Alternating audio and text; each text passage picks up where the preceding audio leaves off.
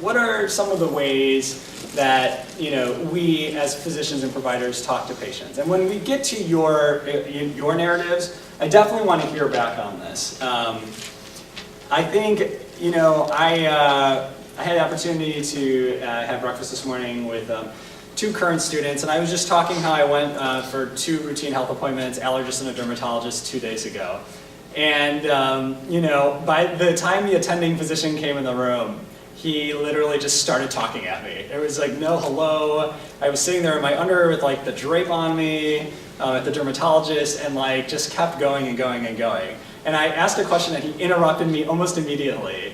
And I just reflected on, wow, this is really sort of depersonalized experience. And I'm a physician, and he was being chummy with me, and it just made me realize, now that I finished all this training, how much more work we have to do. And I'm hoping for the pre-meds in there that you take a few things away from this, if you go on to medical school, nursing school, etc.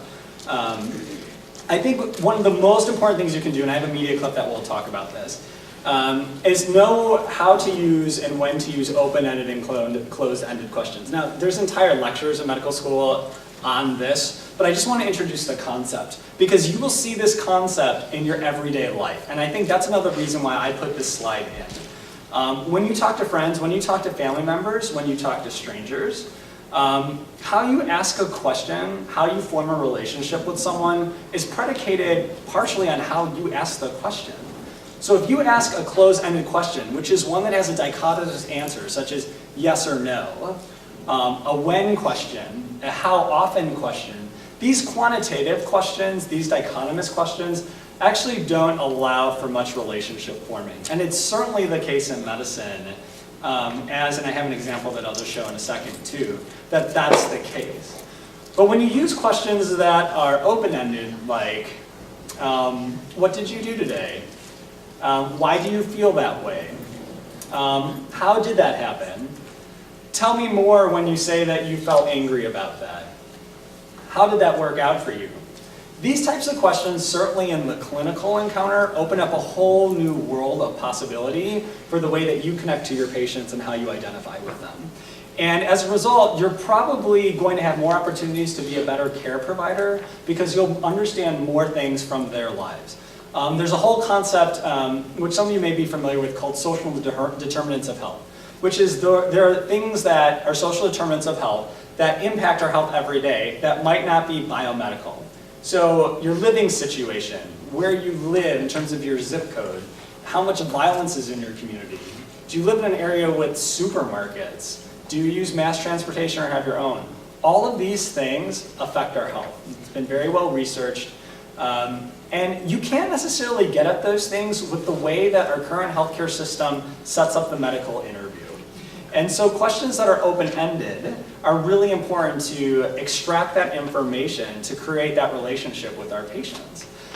And I think that's an important thing that we get taught in medical school, but we always don't see modeled. And the biggest reason, and you will see this if you haven't experienced it as a patient, is this idea of feeling busy. So if your healthcare provider comes in a rush and they're asking you a bunch of closed-ended questions, there's actually been research to show that open-ended questions actually don't take that much more time. And it's hard to believe because you would think, oh my gosh, if I get this question where I'm going to open up Pandora's box and get more than I want, that happens occasionally, but it's not actually the majority of the time. And some of the best physicians I saw could actually somehow do 7-minute appointments and ask open-ended questions.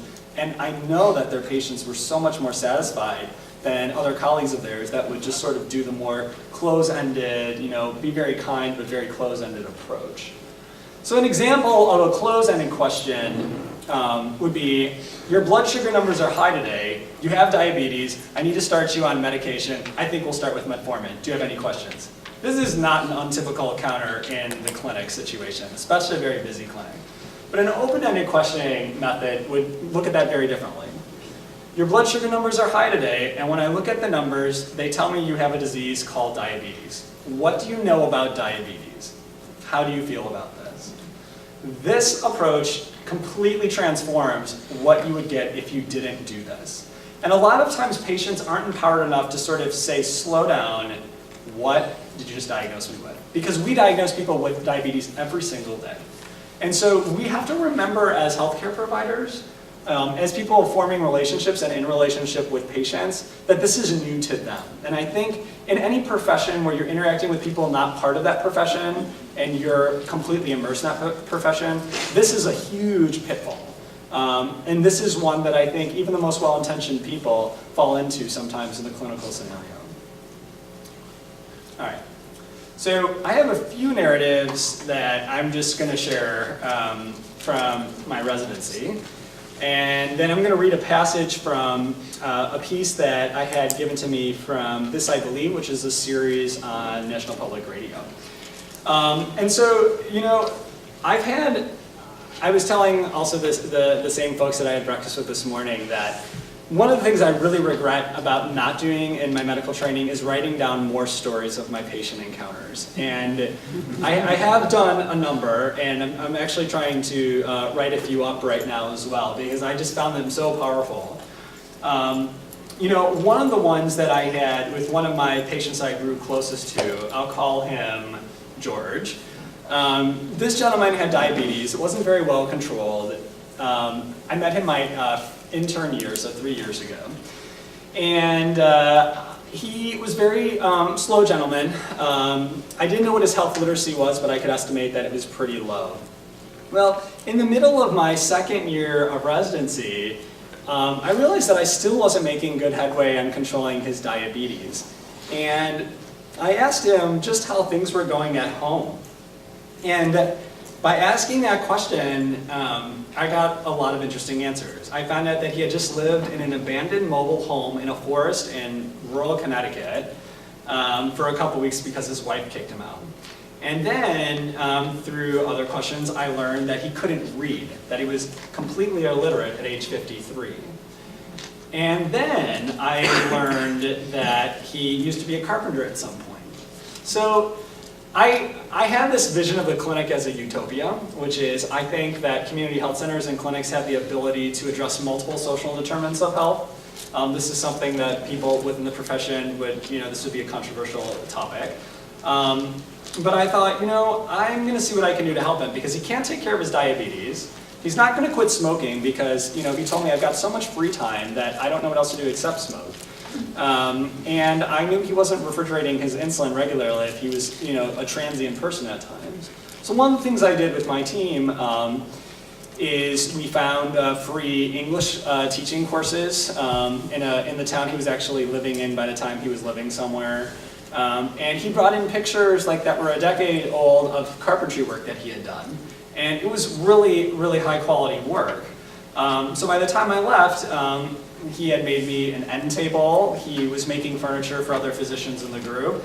And we were looking to plug him in with some realtors so that he would be gainfully employed to the degree that it would help him out. And I just heard from the resident that inherited him after I graduated that his insulin's doing a lot better and they're actually even ramping up the care more than when I left. But the thing that I asked were, how are things going at home? Things I would ask a friend. And that was sort of an aha moment because I think I had this fear the first year of medical school, residency, that I couldn't get everything done. And then this subsequently played out in a lot of other patient encounters. My second patient, I'll call her Lauren. This was a lady with muscular dystrophy. She was in her 50s. Everyone in her family had died of muscular dystrophy. She had no one else left. She was in the intensive care unit when I was rotating in the intensive care unit. And she had explicitly said that she didn't want to get intubated, which is the breathing tube, which is artificial breathing. And right before I had come onto the rotation, the team had decided to intubate her. And it was a really challenging couple of weeks for those of us who were in there because we had to go and get a court order to have that process stopped. But her wishes weren't honored by the original team exactly, and there was some gray areas. This one I can't offer that much commentary because I wasn't there for the initial encounter, but what the important take home for me as a physician was when patients are making fully informed decisions about how aggressive they want their end of care life to be in an irreversible condition, this was a situation where it wasn't entirely clear that her wishes were followed. And that is something in the environment when doctors are changing on different teams all the time in the hospital, that this gets really shared and articulated so that the patient preferences are honored. The third patient, Miss LJ, So this was a young African American female of mine who ended up coming to the hospital when I first met her. Her blood pressure was so high that she had to be put into the intensive care unit. And she ended up becoming my patient after she came out. And she was having these awful panic attacks. Like, she would come into the office and she would sweat through her clothes and her heart would be racing. And this, I was very attuned to her. I knew that she was in the process of getting evicted. I knew she was having problems with her children. She also had recently had a relationship with a person who was HIV positive, and she wasn't practicing safe sex all the time. Huge psychosocial background. But one of the things in addition to those things that I missed out on until later that affected her care is that I found out that a heart doctor told her she had the heart like a 65-year-old. So she took that completely to heart and took it literally.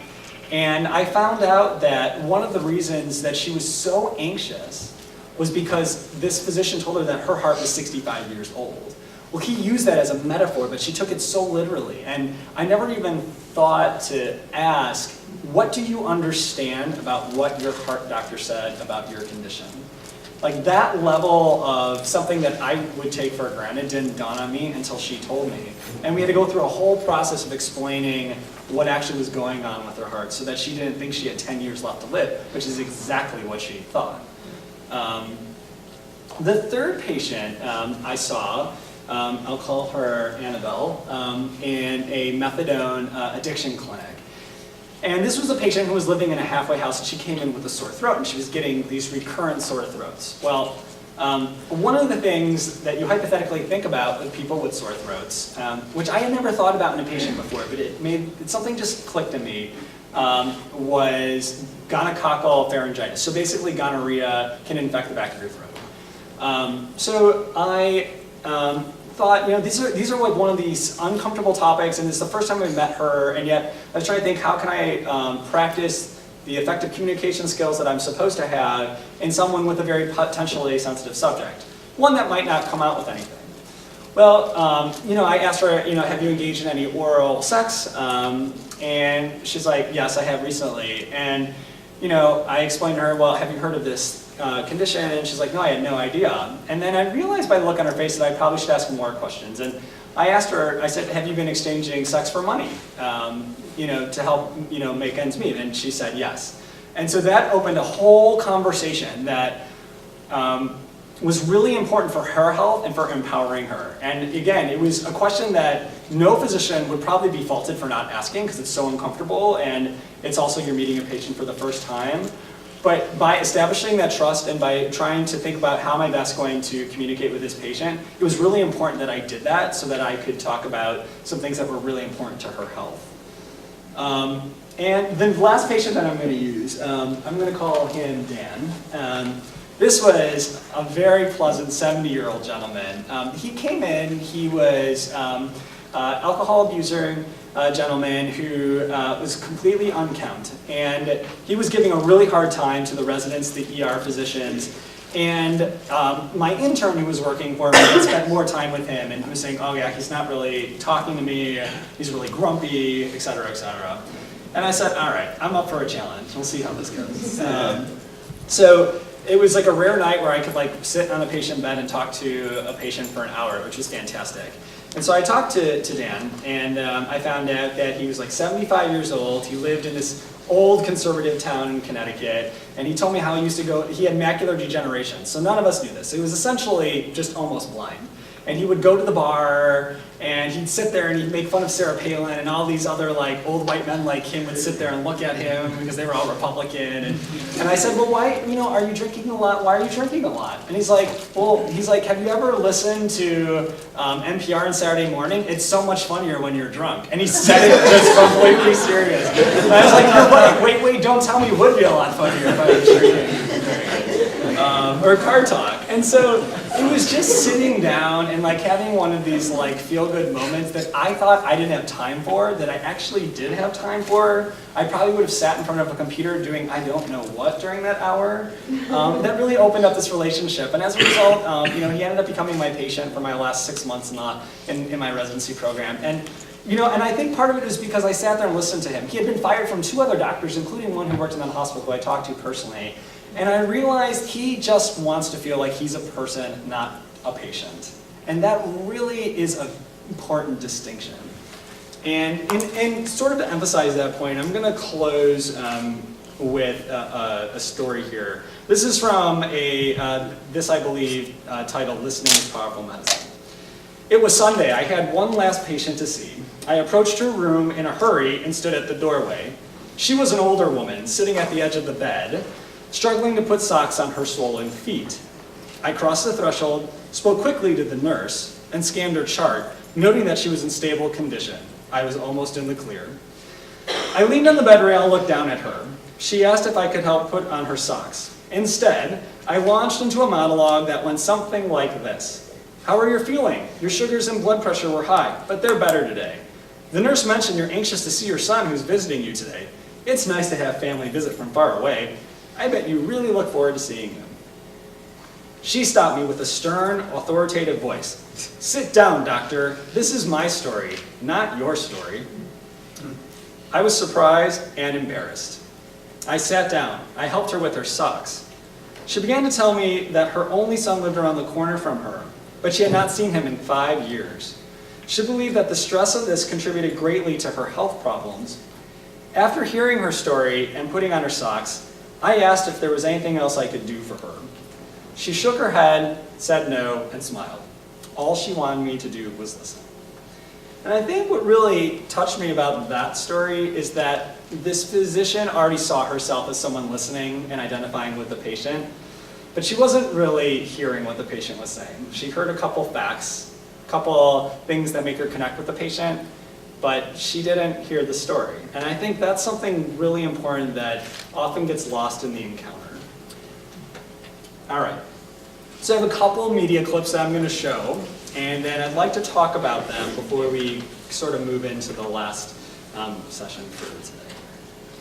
All right, so this is from a movie called Wit. Has anyone seen this movie, Wit, with Emma Thompson?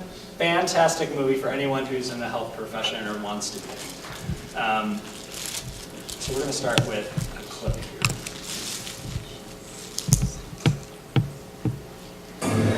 I really have not got time for this. Particularly healthcare professionals. Just to check the INO sheets for 1 minute takes me half an hour to do precautions. 5, 7, 11, 250 twice. Okay.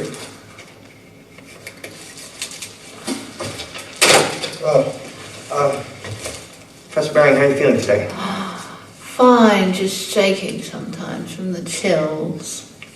IV should kick in any time now, no problem. Listen, I gotta go. Keep pushing the fluids, okay?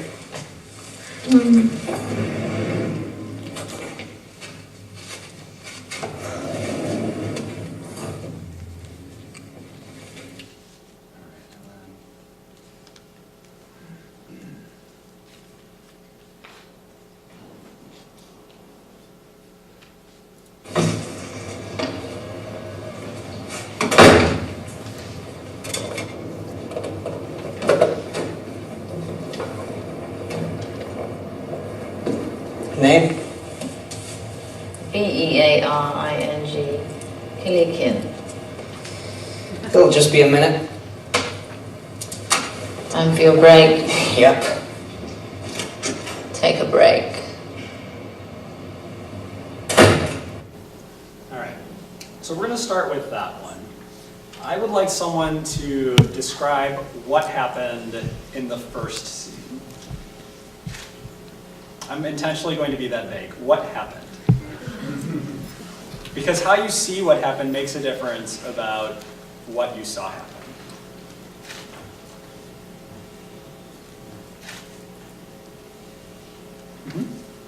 She said she was cold and he ignored her. What did you think of the way he responded to her? no problem.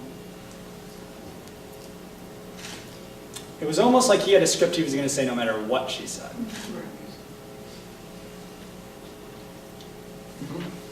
She was almost a bit of furniture. She was not really an important part of his day, more of a distraction.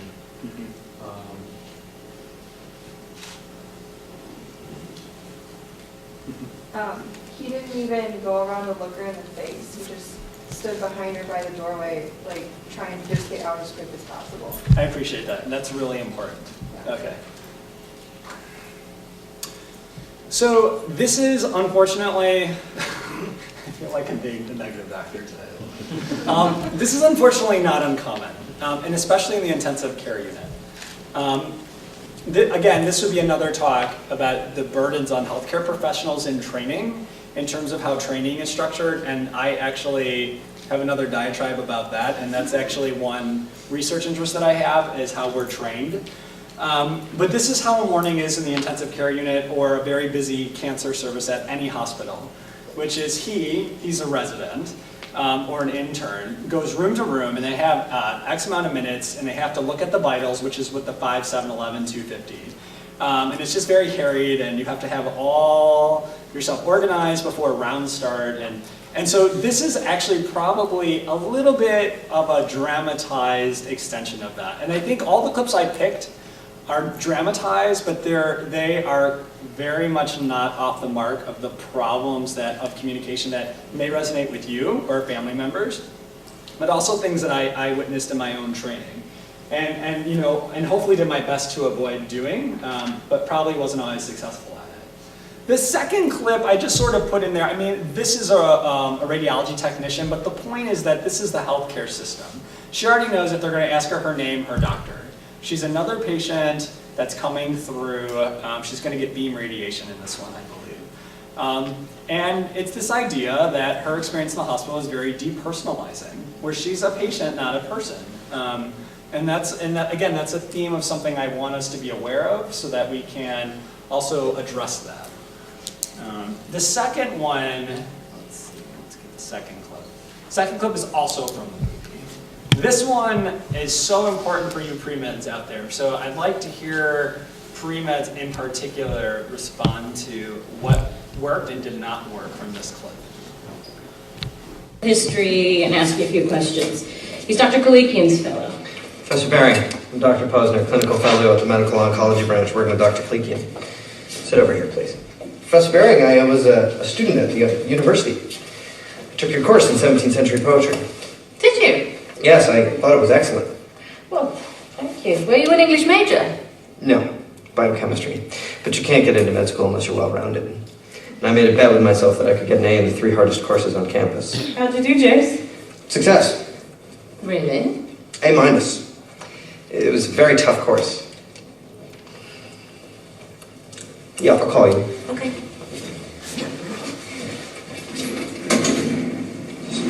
Reel this up. Okay, now I'm going to be taking your history, which is a medical interview, and then I give you an exam. I believe Dr. Kalikian has already done that. Well, I know, but Dr. Kalikian wanted me to do one too. Very well. Okay, let's just get started. How are you feeling today? Fine, thank you. Excellent. How's your general health? Fine. Good. Now, we know that you're an academic, Yes, we've established that. so we don't need to talk about your interesting work. No. How old are you? 48. Are you married? No. Are your parents living? No. How and when did they die? My father, suddenly, of a heart attack when I was 21. My mother, slowly, when I was 41 and 42, of cancer, breast cancer. Cancer? Yeah, breast cancer.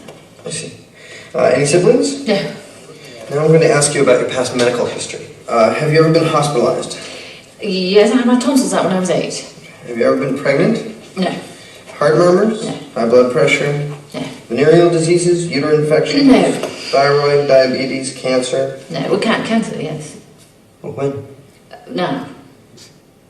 Well, not including now. In that case, no. Okay. Clinical depression, nervous breakdown, suicide attempts? No. Do you smoke? No. Ethanol? I beg your pardon. Alcohol? Ethanol. Yes, I drink wine. How much? How often? A glass with dinner occasionally, and perhaps scotch every now and then. Do you use any substances? Such as? Marijuana, cocaine, crack cocaine, PCP, ecstasy, poppers? No. Do you drink caffeinated beverages? Oh, yes. Which ones? Coffee, a few cups a day. Okay. How many? 2 to 6. But I really don't think that's immoderate. How often do you undergo routine medical checkups? Well, not as often as I should probably, but I've felt fine, I really have. So the answer is... Every 3 to 5 years. What do you do for exercise? Pace. Are you having sexual relations? Not at the moment. Are you pre or postmenopausal? Post. When did your period stop? About 2 years ago. Okay. When did you first notice your present complaint? This time now. Yes. Oh, well, about 4 months ago I felt a pain in my stomach, in my abdomen, like a cramp, but not the same. How did it feel? Like a cramp. But not the same. Duller and stronger, I can't describe it. What happened next? Well, I don't know, I started noticing my body, little things. I would be teaching and feel a sharp pain. What kind of pain? Sharp. And sudden. Then it would go away, or I would be tired, exhausted. I was working on a major project, the article on John Donne, the Oxford Encyclopedia of English Literature. It was a great honour, but I had a very strict deadline. So would you say you were under stress? It wasn't so much more stress than usual, I just couldn't withstand it this time, I don't know. So I went to see Dr. Chin, my gynaecologist, after I turned in the article, and explained all this. She examined me and sent me to Jefferson, the internist, who sent me to Kalikian because he thought I might have a tumour. And that's it? Till now. That's very interesting. Well, I guess we'll start the exam. Why don't you just sort of lie back and relax. It won't take a minute.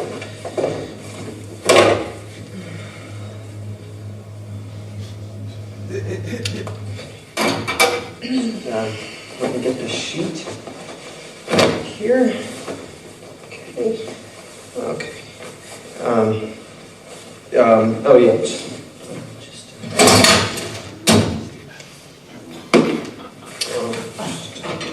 feet in the stirrups here. Okay.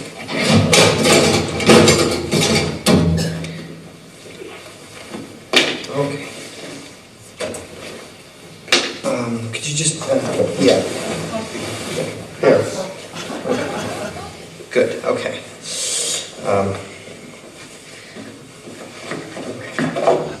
Okay. Oh, I've got to go get Susie. I got to have a girl here, some crazy clinical rule. Don't move, I'll be right back.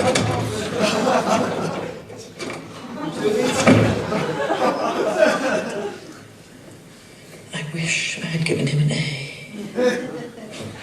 Susie! 2 times 1 is 2. 2 times 3 is 6.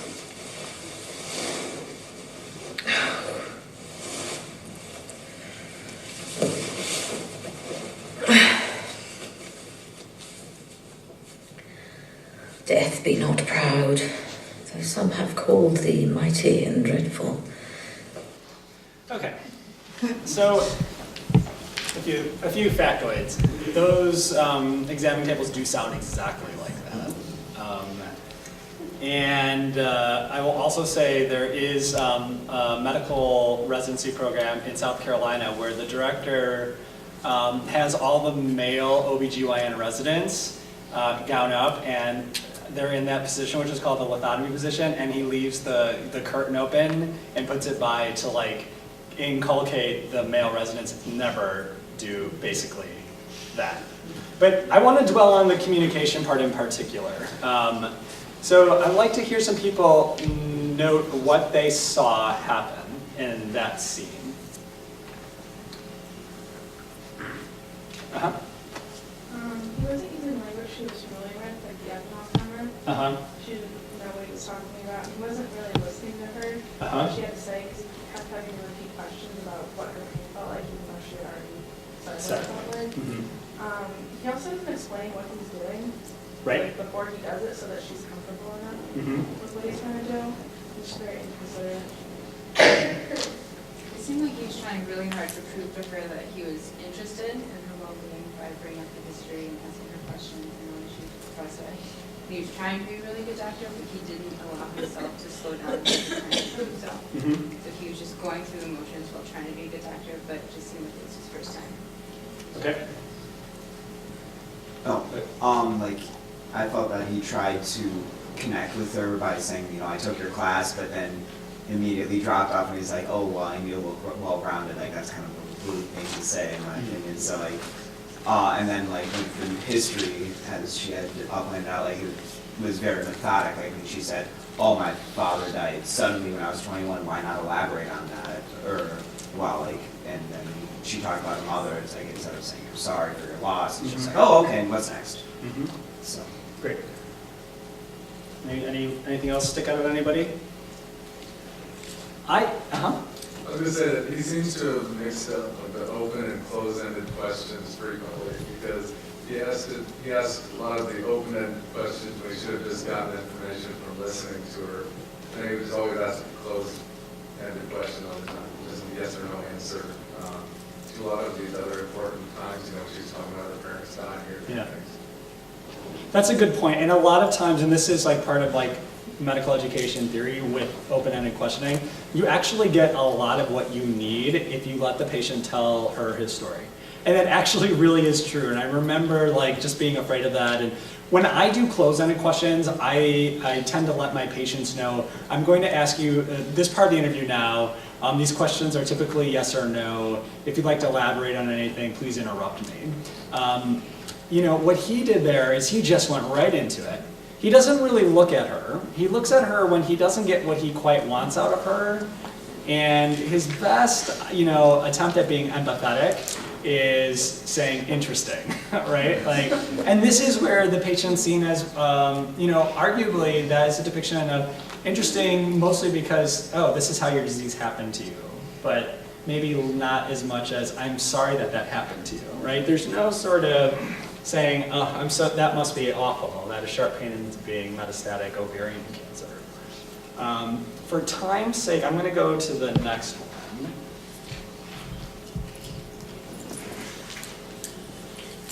Okay, this is from Scrubs. So, yeah, they're not all like really depressing. At Roberts & Roberts Advertising. Where is your father? Crazy. Runs in the family. Isn't she beautiful? That thing that reminds me of you. I'm leaving you. That's it. That's her. I feel like I'm back in court. Take half. The Crazy Runs. Premieres tonight now at Central. So that's actually appreciated. In a hospital, even the best of moods can be ruined simply by somebody handing you a chart. Do you have any family, Mrs. Wilk? No. I was married twice. Divorced one, the other one died. Wrong one died. Look, Mrs. Wilk, you have something called systemic amyloidosis. Now, it's in your liver now, but it'll eventually shut down all your organs. There's a treatment, but it's very invasive, and at best, it'll just give you a little more time. Well, I've had a great life, so... Say no more. I'm gonna take amazing care of you. Okay. How's it going today, buddy? Pretty crappy. I just had to tell an old lady she's dying.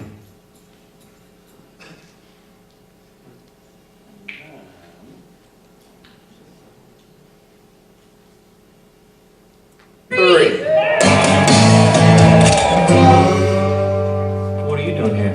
Mrs. Wilk was asking me some questions that I actually thought would be best answered by you. Why did that sweaty attorney ask me if my affairs were in order? Because I wanted to make sure that you're as comfortable as possible. As comfortable as possible for what? I'm going to sit for this. For the place that you're going. You know, the big puffy clouds, the bright lights, all your old friends. Seattle? No, not Seattle. The dying peacefully place.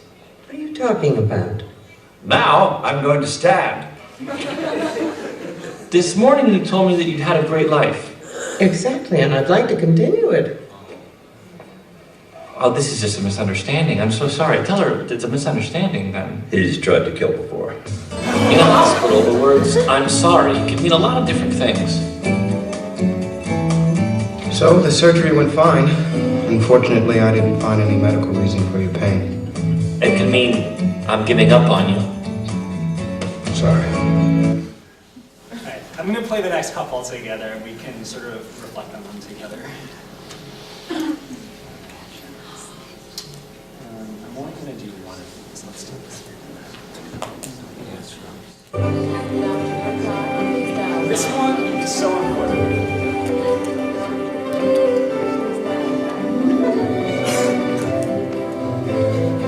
Here we have a juvenile onset diabetic with poor circulation and diabetic neuropathy. As you can see, these are diabetic ulcers with lymphedema and evidence of gangrene. Questions? Any osteomyelitis? None apparent, although not definitive. Treatment? To stabilize the blood sugar. Consider antibiotics, possibly amputation. What's her name?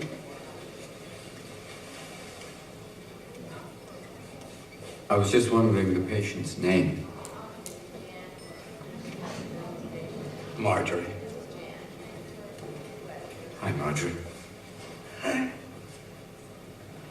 Yes, thank you. Let's move on. What are you doing? Continuing the experiment. We can start a lemonade stand together after we get kicked out of medical school.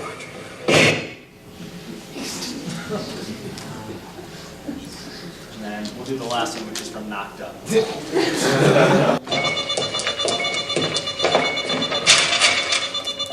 Well, what's happening? Well, boys and girls, what seems to be the problem? D-cells. Okay, Allison, I need you to turn on her back now, okay? The baby's heart rate is slowing, okay? Okay. It's gonna be fine. Is it gonna be fine? It's gonna be fine, okay? I'm gonna feel a little bit of a push. Feel a little bit of... What are you doing? I'm turning the baby so I can take the pressure off the cord, okay? Oh my God. Okay, we're good. The heartbeat's stronger, but we're not out of the woods. We need to get things going now. I think the cord is wrapped around the neck, okay? So I'm gonna give you some medicine, pop the bag and get things going, okay? I don't wanna leave the baby in there for long, and we can give you some medicine for the pain. No. I don't want the baby to be born all drugged out. It's not my birth plan. Things change. We don't have time to debate this. What? No. I'm not comfortable with that. I'm not. Oh, would you please just listen to her? Fine. Do we want to do? Whoa, what? Should I leave? Do you want to be the doctor? Because I really don't need to be here. No, what we want is to take a second to talk about our options, okay? That's all we No, want. you mean you want to take a second to tell me how to do my job. My job is to get that baby out safely. Or I can go home. Just let me know. You be the doctor. Can we talk outside in the hall for a second? That woman is a control freak, and she needs to let go and let me do my job. She's just having a hard time because her and our doctor had a very specific birth plan, and they wanted it to be a very special experience. If you want a special experience, go to a Jimmy Buffett concert. We have a new birth plan. Get the baby out safely. Look, man, will you help us out? I have no idea what I'm doing. You can be as big a dick to me as you want. Just be nice to her, man. That's all I ask. Just please be nice to her.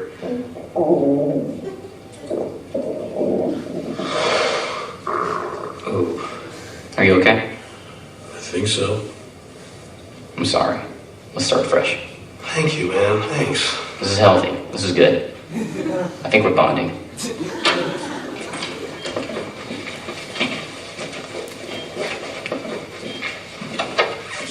Allison, I apologize for being a little brash, but if you're okay with it, it's rather important we break the bag and give you some medicine to speed things up. Because once the bag is broken, I don't want there to be an infection. Whatever. Do what you have to do.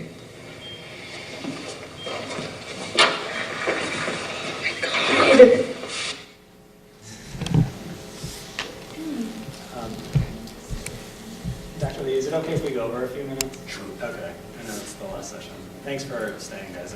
It's taking a long time. So let's think about the last couple. Scrubs, the Patch Adams clip. and this one. What stood out to you in terms of what happened in any of those? And Patch Adams, the doctor, the main doctor with all the interns, he had to look at the charts for me. That's, not gonna lie, that's very depressing. That's probably the most closely realistic of every one of these things that I showed today. That happens all the time. And the bigger the academic center, the more likely it is to happen. What did people think about the end of what happened in Knocked Up in terms of how he and she interacted? Was his apology sufficient? Yeah, Katherine Hagel's face read it all. They did not fix that. And I think that's an important, I think he thought, you know, very methodically, okay, if I apologize, then this is going to be okay. And again, I don't want, like, the point of all this is not to do doctor bashing, so let me just state that very explicitly, because I think this is one way someone could look at this today. But the point that I want to make with all these examples is the value of listening and making relationship, because it greatly impacts how a provider can care for their patients. And I think, you know, in summary, that is what I want you all to think about. No matter what profession you go in, but if you're in a profession that requires you to talk to other people who don't know what you know, then a lot of these principles are ending up to be part of how you interact with people. And asking open-ended questions in your personal life, I will tell you, will make your life richer in terms of when someone's going through a rough time. And knowing that you're someone that they can go to offers you a wealth of experience that a lot of other people, I think, around us don't get to have. And despite feeling busy in the healthcare profession or any profession, I honestly and truly believe it doesn't take that much more time to ask the question that really gets the answer that's the most meaningful. Now, it's like a little bit after 2:45, like my goal was to hear a couple people share some of their experiences with the healthcare system or of those that they know. And what they think about what we talked about today with respect to that. Does this resonate with you? Does this feel too academic? I'd like to hear a couple people share a couple stories if they feel comfortable. I had an internship in a nursing home, and I worked with the residents with Alzheimer's. Okay. And there was one who was my favorite, and she was Cuban, and she was a pediatrician. And Can everybody hear here? Because I'll get the microphone. Let me do that.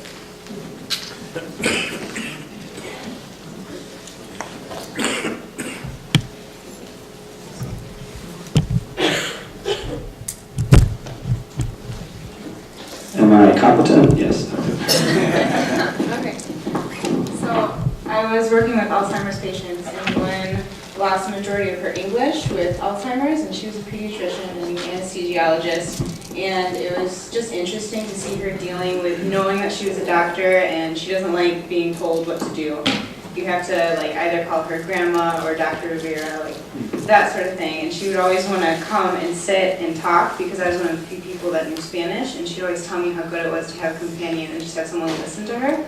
And I thought it was really important hearing that from someone who was in a healthcare position themselves, and then dealing with the process of being cared for and just taking her advice and what she had to say really to heart. Yeah, that's a great example. Anyone else?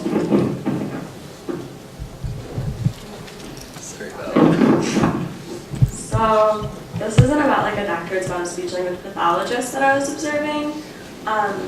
Anyway, so she was talking to a man who had a stroke, trying to work on his speech, and wasn't getting anything out of him until she started talking about his family. And then it was so much easier to work with him on. She was like trying to talk about like the different states and like kind of geography lesson stuff that most people know. But when she started talking about like his personal life and his family, it really got him going. So I think you just like, it was like kind of about having to find something to talk about. Yeah, it was spending time like in this, you know, vulnerable state. Anybody else?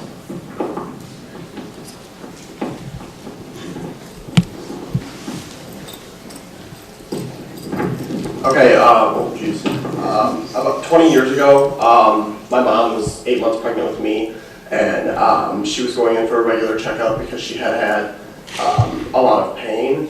And when the doctor didn't go the extra mile to figure out what was wrong. He just didn't seem to care. She, in the process, ended up having toxemia of the liver and had a liver transplant while she was 8 months pregnant with me. So I guess I'm seeing sort of the bad side, but the bad side is there nonetheless. Thanks for sharing that. I think, I think in terms of how physicians, when common things are common versus when something rare, and when patients are giving you clues and they can think of all the times they receive clues, this is one of the situations where communication needs to be essential, and especially if there was a delay in something.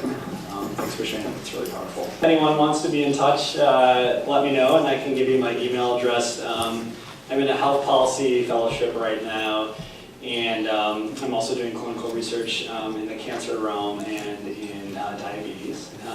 And thank you so much for having me here today. I just love coming back to Augustana.